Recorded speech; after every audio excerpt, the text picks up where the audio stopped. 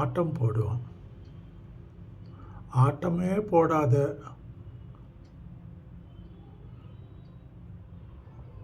கையில் வச்சுக்கிட்டு அந்த ஆள் மட்டும் ஆட்டம் போடுவான். என்னதானு பார்க்குறீங்களா? ட்ரையாக இருக்கேன்னு பார்க்குறீங்களா? புத்தகம், பாட்டில், கரன்சி, படம் இதெல்லாம் அமைதியாக தான் இருக்கும். இதெல்லாம் வச்சுன்னு இருக்கவன், தூக்கின்னு போகிறவன், போட்டவன் அவன் தான் ஆடுவான்.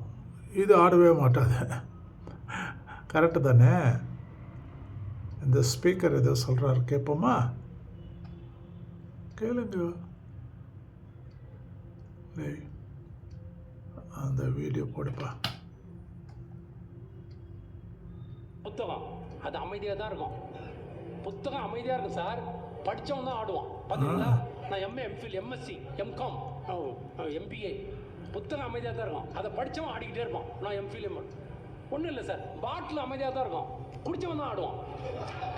அது கம்மன் தான் இருக்கும். புக்கு அமைதியாக இருக்கும், படித்தவன் ஆடுவான். பாட்டில் அமைதியாக இருக்கும், குடித்தவன் ஆடுவான். பணம் அமைதியாக தான் இருக்கும், வச்சுக்கிறவன் தான் ஆடுவான்.